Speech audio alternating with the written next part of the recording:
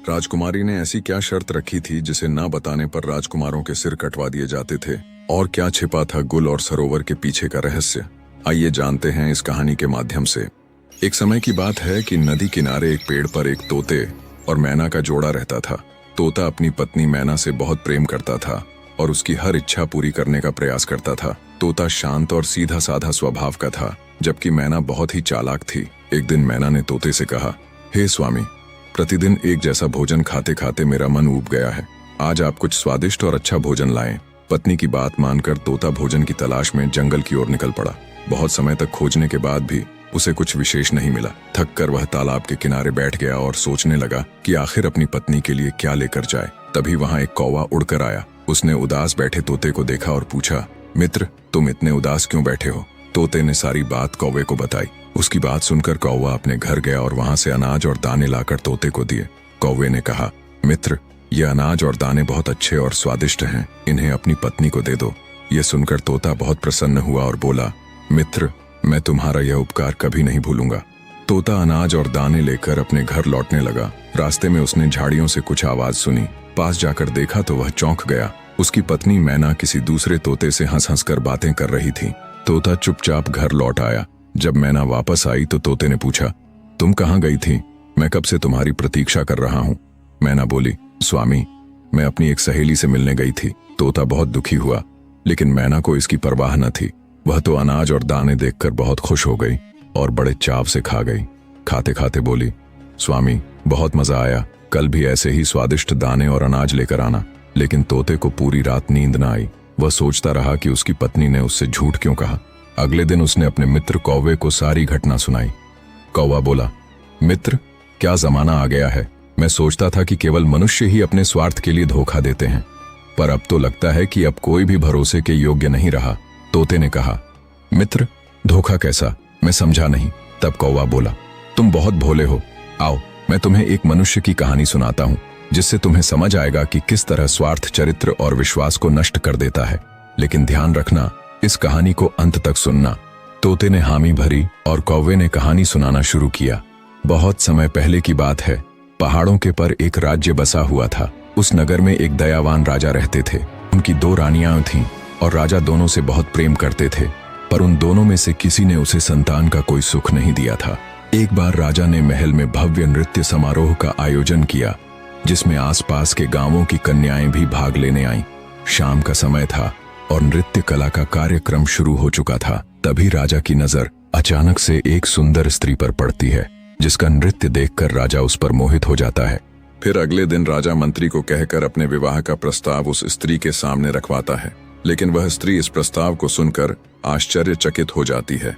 वह मंत्री से कहती है, मुझे कुछ समय दीजिए, मैं सोचकर बताऊंगी। फिर अगले दिन वह स्त्री पत्र पर हाँ लिखकर राजा के पास भिजवा देती है और कुछ दिनों के बाद ही राजा उस स्त्री से विवाह कर लेता है। इस तरह अब राजा की 3 रानियां हो जाती हैं। कुछ सालों बाद उस रानी के 3 पुत्र होते हैं। राजा 3 पुत्र पाकर बहुत खुश था। धीरे धीरे समय बीतता गया और राजा के तीनों पुत्र बड़े हो गए। राजा महाराजाओं को जंगल में शिकार खेलने का शौक हुआ करता था। तो एक दिन राजा का बड़ा बेटा अपने घोड़े पर सवार होकर जंगल में शिकार करने के लिए गया। जंगल में शिकार करते करते पूरा दिन बीत गया, परंतु उसके हाथ एक भी शिकार नहीं लगा। थक हार कर वह घर लौटने लगा। लेकिन तभी अचानक घने जंगल से एक पागल सा दिखने वाला आदमी बाहर आया।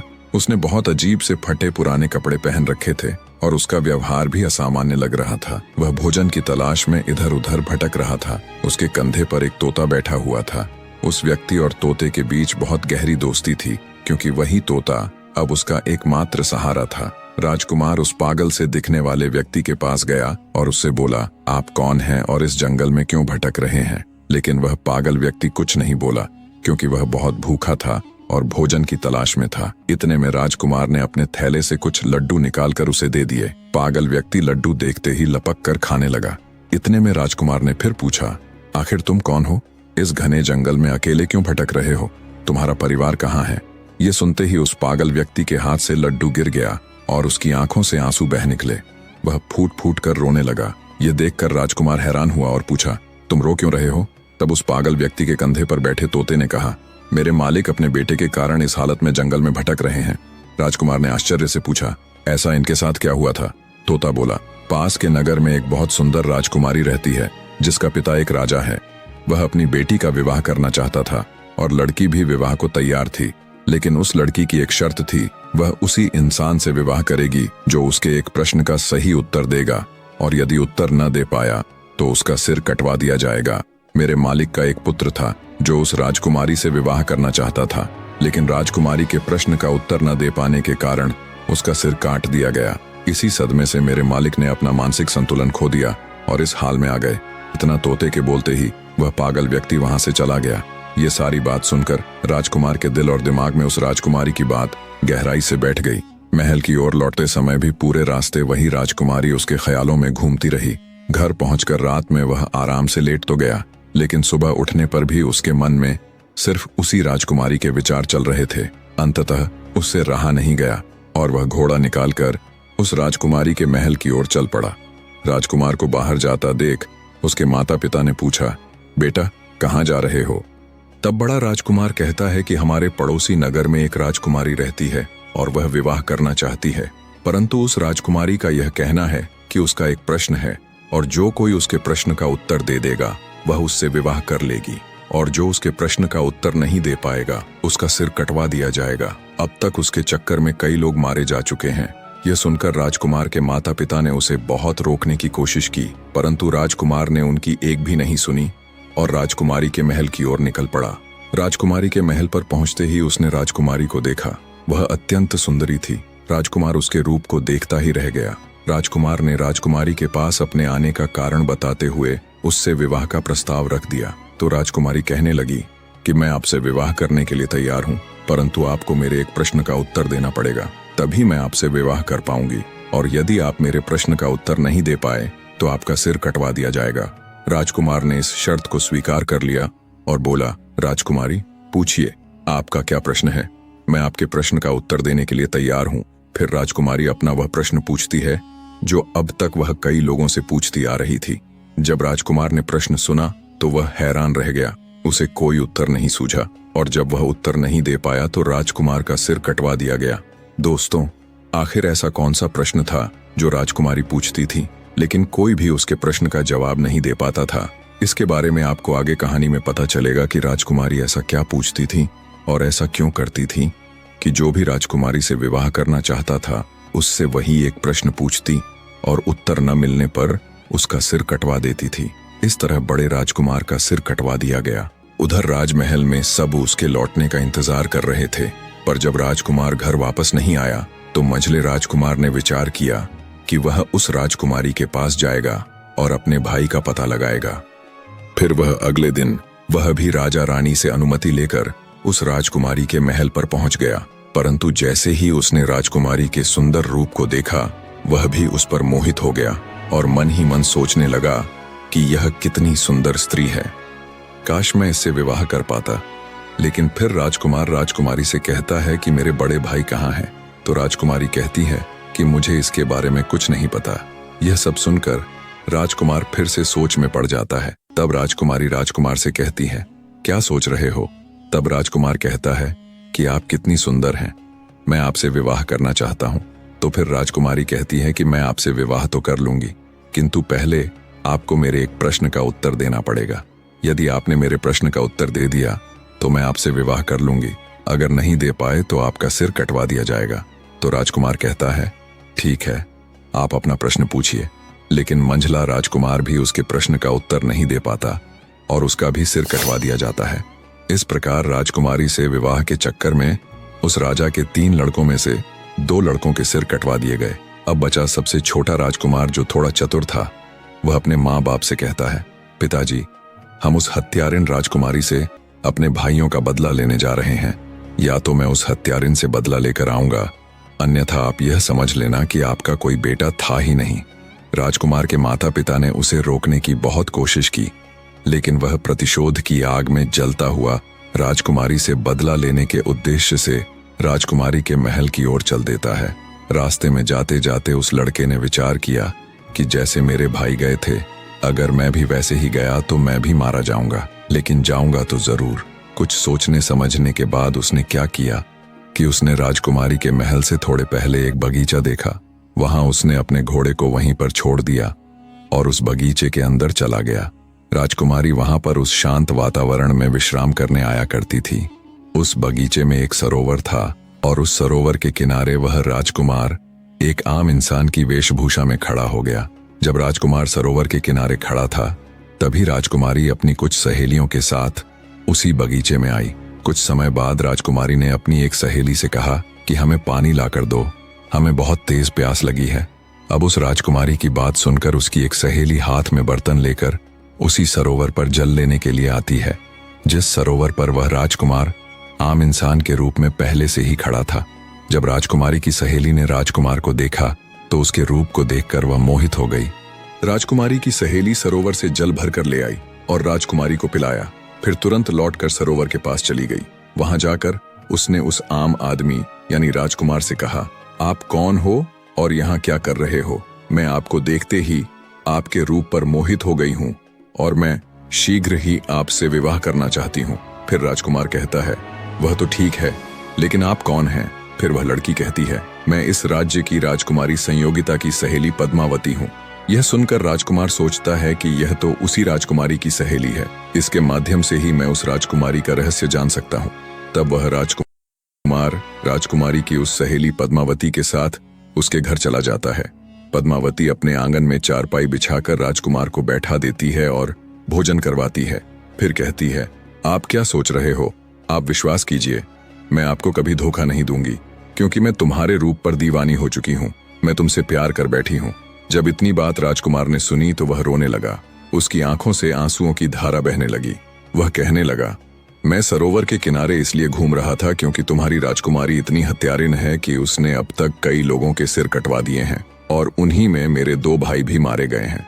इसलिए मैं अपने भाइयों की हत्या का बदला लेना चाहता हूँ। मैं यह जानना चाहता हूँ कि राजकुमारी कौन सा सवाल पूछती है। तब पद्मावती कहती है, वह तो हम आपको बता देंगे, लेकिन पहले आप हमसे वादा कीजिए कि आप हमसे विवाह करेंगे। राजकुमार उसकी बात मान लेता है। इस तरह पद्मावती ने एक तरफ तो राजकुमार से विवाह का वादा करवा लिया, वहीं दूसरी ओर उसे यह डर भी था कि अगर वह उसे राजकुमारी के पास जाने देगी तो पता नहीं वह वहां से लौटकर आएगा भी या नहीं। फिर राजकुमार पद्मावती से कहता है, मैं तुमसे विवाह अवश्य करूंगा, लेकिन राजकुमारी से अपने भाइयों का बदला लेने के बाद। जब राजकुमार ने पद्मावती से इतना कहा तो पद्मावती को राजकुमार पर विश्वास हो गया। फिर पद्मावती ने राजकुमार को राजकुमारी के बारे में बताना शुरू किया। पद्मावती ने बताया, वो राजकुमारी हर एक इंसान से केवल एक ही प्रश्न पूछती है, गुल सरोवर की क्या कहानी है? तब राजकुमार ने पद्मावती से कहा, अगर तुम्हें प्रश्न पता है तो इसका उत्तर भी अवश्य पता होगा, आप हमें इसका उत्तर बता दीजिए। लेकिन पद्मावती तुरंत हाथ जोड़कर बोली, अगर मुझे उत्तर मालूम होता तो मैं आपको जरूर बताती। राजकुमारी के राज्य में एक साधु रहता है, सिर्फ उसी को यह गुल सरोवर वाली कहानी पता है। उसी ने राजकुमारी को यह सलाह दी है कि अगर तुमसे कोई विवाह करना चाहे तो उससे गुल सरोवर की कहानी के बारे में पूछना। हालांकि यहाँ तक कि राजकुमारी को भी इस कहानी के बारे में कुछ पता नहीं है, फिर भी वह यह प्रश्न पूछा करती है क्योंकि वह उस साधु से प्रेम करती है। तब राजकुमार ने पद्मावती से कहा, चलो ठीक है, कोई बात नहीं, तुमने हमारा काम थोड़ा आसान कर दिया है। अब हम जाकर पहले गुल सरोवर की कहानी के बारे में पता करते हैं कि इसकी कहानी क्या है। आप मेरा इंतजार करना, मैं लौटकर वापस जरूर आऊंगा। तब पद्मावती कहती है, राजकुमार, गुल सरोवर की कहानी कहाँ मिलेगी? यह मैं आपको बता सकती हूँ, लेकिन वहां से जिंदा लौटना नामुमकिन है। आप वहां से जिंदा नहीं लौट पाओगे। राजकुमार बोला, क्यों नहीं लौट पाऊंगा? तब पद्मावती बोली, रास्ते में बहुत खतरा है, इसलिए आप वहां मत जाइए। यदि आप जिद करेंगे तो अपने भाइयों का बदला नहीं ले पाएंगे। बेहतर है आप मेरे साथ विवाह कर लीजिए और बदला लेने का विचार छोड़ दीजिए।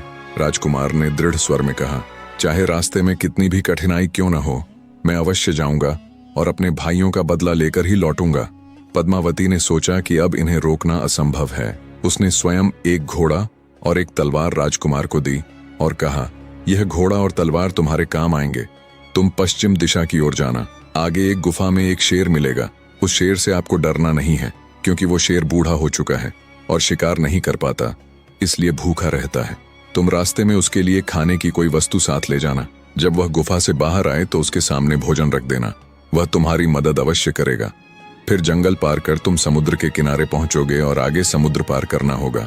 इतना कहकर पद्मावती ने राजकुमार को विदा किया। जाते समय पद्मावती बोली, वादा मत भूलना, चाहे कुछ भी हो जाए लौटकर अवश्य आना, मैं जीवन भर तुम्हारा इंतजार करूंगी। राजकुमार ने विश्वास दिलाते हुए कहा, तुम चिंता मत करो, मैं लौटकर जरूर आऊंगा और तुमसे विवाह करूंगा। इसके बाद राजकुमार पश्चिम दिशा की ओर बढ़ने लगा। कुछ ही दूर जाने पर उसे वही गुफा मिली जिसमें बूढ़ा शेर रहता था। राजकुमार ने जैसा पद्मावती ने कहा था, रास्ते से भोजन लाकर शेर के सामने रख दिया। भूखा शेर भोजन पाकर बहुत प्रसन्न हुआ और तुरंत खाने लगा। अब संध्या हो चुकी थी, हल्की ठंड बढ़ रही थी और अंधेरा छा रहा था। राजकुमार ने पास से लकड़ियां इकट्ठी की और गुफा के सामने आग जला ली। थोड़ी देर बाद शेर भी उसके पास आकर बैठ गया। राजकुमार ने उसे सहलाया और फिर यहीं आग के पास सो गया। फिर अगली सुबह होते ही राजकुमार उस बूढ़े शेर के साथ जंगल में पश्चिम दिशा की ओर आगे बढ़ने लगा। चलते चलते राजकुमार को कई मुसीबतों का सामना करना पड़ा। अनेक जंगली जानवर उसके सामने आए, लेकिन बूढ़े शेर की दहाड़ सुनकर सभी डरकर भाग गए।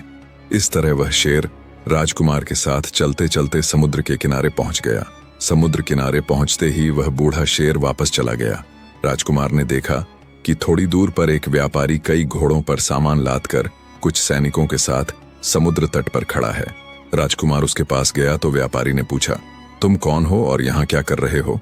राजकुमार ने अपने साथ घटी सारी घटनाएं व्यापारी को सुनाई और कहा, मुझे किसी भी तरह समुद्र के उस पार जाना है।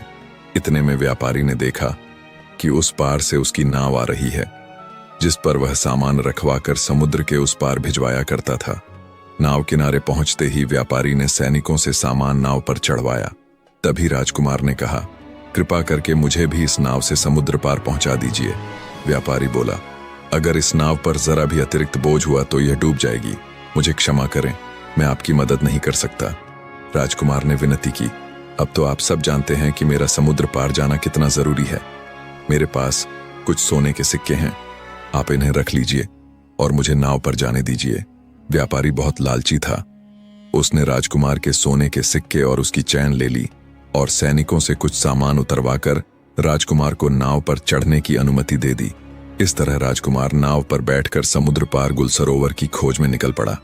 ठीक 10 दिन बाद राजकुमार समुद्र पार एक नगर में पहुंचा और गुलसरोवर की तलाश में इधर उधर भटकने लगा। भटकते भटकते वह एक राज्य में पहुंचा। उस राज्य के राजा का नाम सरोवर था। राजकुमार चलते चलते महल के द्वार पर पहुंच गया और उसने देखा कि वहां प्रतिदिन नृत्य और संगीत का आयोजन होता था। बड़ी सभा सजती, संगीत बजता और चारों ओर उत्सव का माहौल रहता। राजकुमार भी आम लोगों के बीच जाकर चुपचाप बैठ जाता और शाम होते ही लौट आता। यह सिलसिला 3-4 दिन तक चलता रहा। एक दिन राजा की नजर उस पर पड़ी। सभा समाप्त होने पर राजा ने उसे बुलवाया और कहा, मैंने देखा है कि आप कई दिनों से रोज यहाँ आते हैं, लेकिन न तो किसी से बोलते हैं और न ही कुछ कहते हैं। आप इस राज्य के नहीं लगते, क्योंकि पहले कभी यहाँ दिखाई भी नहीं दिए। बताइए आप कौन हैं और क्या चाहते हैं? राजकुमार को अच्छी तरह से मालूम था कि इस कहानी के बारे में इस सरोवर नामक राजा को अवश्य जानकारी होगी। तभी कुछ सोचकर राजकुमार कहता है, महाराज, मैं एक गायक हूँ और मैं आपको एक गीत सुनाना चाहता हूँ। यह सुनकर राजा कहते हैं, ठीक है, आप सुनाइए। राजा के इशारे पर पीछे से ढोल बजने लगते हैं और राजकुमार गीत गाने लगता है। उस राजकुमार ने इतना सुंदर गीत सुनाया कि राजा खुश होकर ताली बजाने लगे और बोले, हम तुम्हारी गायकी से में बहुत प्रसन्न हैं। तुम चाहे तो हमसे कुछ भी मांग सकते हो, जो भी मांगोगे हम तुम्हें अवश्य देंगे, यह हमारा वचन है। फिर राजकुमार कहने लगा, महाराज, कहीं ऐसा ना हो कि मैं आपसे कुछ मांगूं और आप अपनी कही हुई बात से मुकर जाएं, इसीलिए रहने दीजिए। तो राजा ने कहा, नहीं, तुम मांगो, जो कहोगे हम तुम्हें देंगे, तुम्हारी जो इच्छा हो बेहिचक मांग लो। अब राजकुमार ने कहा, महाराज, मुझे कुछ नहीं चाहिए, मुझे केवल आप गुल और सरोवर की कहानी बता दीजिए। यह सुनकर सरोवर नाम के राजा को पसीना आ गया। उन्होंने कहा, यह तुमने क्या मांग लिया? तुम मुझसे मेरा पूरा साम्राज्य मांग लेते तो भी मैं खुशी खुशी दे देता, लेकिन तुमने मुझसे यह कैसा सवाल पूछ लिया? यह कहानी मैं जानता तो हूँ, लेकिन मैं तुम्हें बता नहीं सकता। तभी राजकुमार ने कहा, महाराज, कुछ समय पहले आपने ने ही तो कहा था कि जो भी मांगूंगा आप वह देंगे, इसीलिए आप केवल मुझे वही गुल और सरोवर की कहानी सुना दीजिए कि आखिर इस कहानी का राज्य क्या है। अब महाराज अपने ही दिए हुए वचन में फंस जाते हैं और कहने लगे, अगर तुम्हारी यही इच्छा है तो मैं तुम्हें गुल और सरोवर की कहानी सुना दूंगा, लेकिन कहानी खत्म होने के तुरंत बाद तुम्हारा सिर कटवा दूंगा। अगर तुम इस बात पर राजी हो तो हम तुम्हें कहानी सुनाएंगे। राजकुमार ने कह दिया, ठीक है महाराज, आप मेरा सिर कटवा लेना, लेकिन कहानी जरूर सुनाना। महाराज बोले, ठीक है, हम तुम्हें जरूर सुनाएंगे। फिर महाराज ने मंत्रियों और नौकरों को इशारा किया। मंत्री और नौकर कारावास की तरफ जाते हैं। राजकुमार वह सब देख रहा था। जब मंत्री और नौकर कारावास से लौट कर आते हैं तो उनके साथ एक बहुत ही सुंदर लड़की होती है। उसके शरीर पर फटे पुराने वस्त्र होते हैं, हाथों में हथकड़ी और पैरों में बेड़ियां पड़ी हुई थीं। वह ठीक से चल भी नहीं पा रही थी और राजा के नौकर उसे मारते पीटते हुए राजा के पास ला रहे थे। जब राजकुमार ने यह सब देखा तो वह आश्चर्य से बोला, महाराज, यह सब क्या है? मेरी समझ में नहीं आया। तब महाराज ने कहा, तुम सुनना चाहते थे कि गुल और सरोवर की कहानी क्या है, तो सुनो। सरोवर मेरा ही नाम है और गुल इस लड़की का नाम है जो तुम्हारे सामने हथकड़ी और बेड़ियों में जकड़ी खड़ी है। राजकुमार कहने लगा, महाराज, आप सरोवर और यह लड़की गुल, इसका मतलब यह आपकी ही कहानी है? महाराज ने कहा, हाँ, ये मेरी ही कहानी है। जब मैं नवयुवक था तब एक बार जंगल में शिकार खेलने के लिए गया था। वहां यह लड़की अपनी सहेलियों के साथ उसी जंगल के एक तालाब के किनारे बैठी हुई थी। उस दिन जब हम जंगल में घूमते घूमते तालाब के पास पहुंचे तो हमारी नजर इस लड़की पर पड़ी।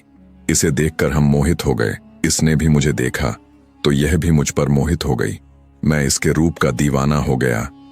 अब क्या बताऊं, इस लड़की को देखकर हम कुछ नहीं बोल पाए, लेकिन इस लड़की ने मुझे अपने पास बुला लिया और कहा, कौन हो आप, कहां से आए हो और क्या देख रहे हो? फिर मैंने उलझी हुई आवाज में जवाब दिया, मेरा नाम सरोवर है और अगर आप जानना चाहती हो कि हम क्या देख रहे हैं तो सुनिए। आप इतनी सुंदर हैं कि ऐसा लगता है जैसे हम आपको ही देखते रहें। इससे पहले कि मैं इस लड़की से कुछ पूछता, तभी इस लड़की ने मुझसे ही पूछ लिया, क्या आप मुझसे विवाह करोगे? जो बात मेरे दिल में थी वही इसने कह दी तो मैं बहुत खुश हो गया। अब यह लड़की मुझे साथ लेकर अपने घर पहुंची और अपनी माँ से हट करके कहती है, हे माँ, मैं अगर विवाह करूंगी तो इसी के साथ करूंगी, अन्यथा मैं मर जाऊंगी। उसके माँ बाप ने बहुत समझाया, बेटा, इनके घर खानदान का कोई पता नहीं, कहाँ के रहने वाले हैं इसका कुछ पता नहीं है। उसकी माँ कहती है, एक अजनबी के साथ मैं तुम्हारा विवाह कैसे करा सकती हूँ? उस समय वह लड़की बार बार अपने माता पिता से विनती करने लगती है और खाना पीना तक छोड़ देती है। अब उसकी जिद के सामने उसके माता पिता मजबूर होकर उसका विवाह हमारे साथ कर देते हैं। जब इस लड़की का विवाह मेरे साथ हो गया तब विदा होकर यह मेरे साथ मेरे महल के लिए आ रही थी। रास्ते में यह बहुत प्रसन्न थी और मुझसे कह रही थी, मुझे मेरे मनचाहे पति मिले हैं, मैं खुद दुखी रह सकती हूँ लेकिन इन्हें कभी दुखी नहीं रहने दूंगी। मैं खुद संकट में रह सकती हूँ लेकिन इन पर कभी आंच नहीं आने दूंगी। मैं अपने पति से हमेशा लगाव बनाए रखूंगी। ऐसे ही करके हम अपने महल पहुंच गए। अब तो हम उसके प्यार में इतने पागल हो गए कि सब कुछ भूलते जा रहे थे। हम अपने राज्यकाज में बिल्कुल भी रुचि नहीं दे रहे थे। ऐसे ही कुछ दिनों तक चलता रहा, लेकिन कुछ दिनों के बाद जब घर लौटकर स्त्री के पास आते थे तो पता नहीं क्यों हमें बहुत जोर की नींद आ जाया करती थी और इतने में वह राजमहल से जंगल की ओर चल देती थी। उस दिन जब मेरी नींद खुली तो मैंने इस स्त्री को राजमहल से बाहर जाते हुए देखा। तो उस दिन मैं भी उसके पीछे पीछे छिपता छिपाता जाता हूँ और देखता हूँ कि वह स्त्री एक साधु के साथ बैठी हुई हंस हंस कर बातें कर रही है। इतना सब कुछ देखते ही मैं सोचने लगा कि पता नहीं यह उसका रोज का काम है या सिर्फ आज का। उसके बाद मैं चुपचाप वहां से वापस राजमहल में लौट आया। फिर राजकुमार ने उनसे पूछा, आगे क्या हुआ महाराज? तब महाराज ने राजकुमार से कहा, उस दिन मेरा पूरा दिन उसी के बारे में सोचते सोचते निकल गया और दूसरे दिन भी इन्हीं सब ख्यालों में संध्या हो गई। संध्या के समय भोजन बनाकर इसने मुझे खाने को दिया, लेकिन उस दिन मैंने जानबूझकर भोजन नहीं खाया। मैंने यह निर्णय लिया कि आज चाहे कुछ भी हो जाए लेकिन सोएंगे नहीं, और फिर मैं देर रात तक उससे बातें करता रहा। जब काफी रात बीत गई तभी इस स्त्री ने मुझसे कहा, प्रियवर, अब बहुत ज्यादा रात हो चुकी है, आप सो जाइए। तब मैंने आंखें बंद करके सोने का नाटक किया और फिर यह स्त्री उसी साधु के पास चली जाती है। मैं भी उसके पीछे पीछे गया और देखा कि वह साधु डंडा लेकर उस स्त्री से गुस्से में बोल रहा था, आज तुम्हें यहाँ आने में इतना समय क्यों लग गया? कहाँ थी इतनी देर तक? वह स्त्री हाथ जोड़कर साधु से क्षमा मांगती हुई बोली, मेरा पति आज देर से सोया था इसलिए मुझे आने में देर हो गई। फिर उस स्त्री ने साधु से कहा, अगली बार ऐसा कभी नहीं होगा। अगली बार मैं उसके खाने में जहर डालकर उसे सदा के लिए सुला दूंगी। और तब मैं हमेशा के लिए आपकी हो जाऊंगी। जब मैंने उसकी यह बात सुनी तो मैं बहुत ही घबरा उठा। उसी समय साधु की नजर मुझ पर पड़ी और उसने स्त्री से कहा कि किसी ने पेड़ के पीछे छिपकर मुझे देखा है। तब वह मेरी ओर देखते ही चिल्ला उठी, यह तो मेरा पति है। तभी मैं वहां से जल्दी जल्दी भागता हुआ राजमहल में आ पहुंचा और सैनिकों को आदेश देकर उस महिला को बंदी बनवा लिया। तभी राजकुमार ने पूछा, महाराज, उस साधु का क्या हुआ? तब महाराज ने उत्तर दिया, हमें खबर मिली है कि वह साधु समुद्र के उस पार शोभा नाम की राजकुमारी के राज्य में जाकर छिप गया है। राजकुमार को अब पूरा मामला समझ आ गया। महाराज ने कहा, यही थी गुल और सरोवर की कहानी। मैंने अपना वचन निभाते हुए तुम्हें पूरी कहानी सुना दी है। अब तुम अपने वादे के अनुसार अपना सिर कटवाने के लिए तैयार हो जाओ। इतने में राजकुमार ने कहा, महाराज, आप मेरा सिर जरूर काट लेना, पर उससे पहले एक बात बताइए, वह राजकुमारी ने उस साधु को अपने राज्य में क्यों छिपाया? राजकुमार की इस बात का राजा सरोवर उत्तर नहीं दे पाए। तब राजकुमार ने कहा, महाराज, इसका उत्तर मैं आपको बताता हूँ। अब वह साधु शोभा नाम की राजकुमारी को अपने जाल में फंसा चुका है और राजकुमारी उसके बहकावे में आकर कई निर्दोष लोगों के सिर कटवा चुकी है, जिनमें मेरे 2 भाई भी शामिल हैं। इसलिए मैं गुल और सरोवर की कहानी जानने आया था ताकि मैं उसे उसके की सजा दे सकूं। और राजकुमार महाराज को सारी बात बताता है और यह भी बताता है कि कैसे राजकुमारी में उसके भाइयों के गले कटवा दिए थे। राजकुमार की बातें सुनकर महाराज भावुक हो जाते हैं और राजकुमार की जान बख्श देते हैं। अब राजकुमार वापस उस शोभा नाम की राजकुमारी के महल की ओर चल देता है। कुछ दिनों के बाद जब राजकुमार शोभा नाम की राजकुमारी के महल में पहुंचते हैं तो राजकुमारी से कहते हैं कि मुझे आपसे विवाह करना है। फिर शोभा कहती है कि आपको पहले मेरे एक प्रश्न का जवाब देना पड़ेगा, तभी मैं आपसे विवाह करूंगी, और अगर आप मेरे सवाल का जवाब नहीं दे पाते हैं तो आपका सिर कटवा दिया जाएगा। राजकुमार को तो पहले से ही पता था कि राजकुमारी क्या प्रश्न करने वाली है, इसलिए राजकुमार ने शर्त स्वीकार कर ली और कहा, हाँ, पूछो, तुम्हारा क्या प्रश्न है? मैं तुम्हारे प्रश्न का उत्तर देने के लिए तैयार हूं, लेकिन तुम शायद मेरा उत्तर सुनने के बाद अपने क्रोध पर काबू नहीं कर पाओगी। अब राजकुमारी सोचती है कि आखिर ऐसा क्या है इस प्रश्न के उत्तर में जिसे सुनकर मैं क्रोधित हो जाऊंगी। राजकुमारी इस बात पर ध्यान न देते हुए राजकुमार से कहती है कि आप उत्तर बताएं, क्योंकि राजकुमारी उस साधु के प्रेम में अंधी थी। तब राजकुमार ने राजकुमारी शोभा को गुल सरोवर की कहानी सुनाई और जैसे ही कहानी पूरी होती है तो राजकुमारी कहने लगी कि ऐसा क्या था इस कहानी में जो मुझे क्रोध आता? राजकुमार बोले, जिस साधु के प्रेम में तुम अंधी हो वह वही गुल सरोवर वाला साधु है जो वहां से भागकर समुद्र के इस पार तुम्हारे पास आकर छुपा हुआ है। अब शोभा को विश्वास नहीं हुआ और वह तुरंत राजमहल से निकलकर अपने राज्य में उस साधु के पास पहुंचती है। राजकुमारी शोभा के पीछे पीछे वह राजकुमार भी जाता है और वहां पहुंचकर शोभा उस साधु से पूछती है कि तुम कौन हो? साधु घबरा जाता है और कुछ बोल नहीं पाता। तब राजकुमारी को पूरा विश्वास हो जाता है कि यह वही साधु है जिसने महाराज सरोवर को धोखा दिया था। अब राजकुमारी उस साधु से कहती है, तुम्हारे चक्कर में कई लोगों का सिर कटवाया गया, तुमने ही सभी लोगों को जंगल में ले जाकर उनका सिर कटवाया है। अब तुम्हें भी सजा मिलेगी, तुम्हारा भी सिर राज्य के सभी लोगों के सामने कटवाया जाएगा। इतना सुनते ही साधु बोला, राजकुमारी जी, मुझे माफ कर दो, मैंने किसी की जान नहीं ली, वे सभी लोग अभी भी जिंदा हैं। तब राजकुमार जो शोभा के साथ आया था साधु से पूछता है, वे सभी लोग कहाँ हैं? तुम हमें जल्दी से बताओ। साधु राजकुमारी शोभा और राजकुमार को एक गुफा के अंदर ले जाता है। वहां उसने सभी लोगों को जाल के अंदर कैद कर रखा था क्योंकि वह साधु उन्हें बेचने वाला था। राजकुमार उन सभी लोगों को वहां से आजाद कराता है और संयोग से उसके दोनों बड़े भाई भी वहीं मिल जाते हैं। तीनों भाई गले मिलकर भावुक हो जाते हैं। इसी समय राजकुमारी सैनिकों को आदेश देती है और साधु को बंदी बनवाकर महल ले जाती है। वहां वह साधु को हमेशा के लिए कारागार में डाल देती है और राजकुमार भी अपने भाइयों के साथ महल में पहुंचता है। उसे देखकर उसके माता पिता बहुत प्रसन्न होते हैं और अगले ही दिन वह शोभा की सहेली यानी पद्मावती को अपने महल में बुला लेता है और कुछ दिनों बाद वह पद्मावती से विवाह कर लेता है। कहानी के अंत में कौवा तोते से कहता है, मित्र, जब किसी मनुष्य या प्राणी को अपना स्वार्थ दिखने लगता है तो वह अपने ही लोगों को बेवकूफ बनाकर अपना फायदा उठाता है और उसके साथ रहने वालों को इसकी भनक तक नहीं लगती। तो दोस्तों, इस कहानी से हमें यह सीख मिलती है कि हमें कभी भी किसी पर आंख मूंद कर भरोसा नहीं करना चाहिए। बिना समझे किसी की बातों में आकर अपने अपनों के साथ विश्वासघात नहीं करना चाहिए और न ही उनकी भावनाओं से खेलना चाहिए। अगर आपको यह कहानी पसंद आई हो तो इसे लाइक और शेयर करें और चैनल को सब्सक्राइब करना ना भूलें। तो मिलते हैं अगली नई कहानी के साथ।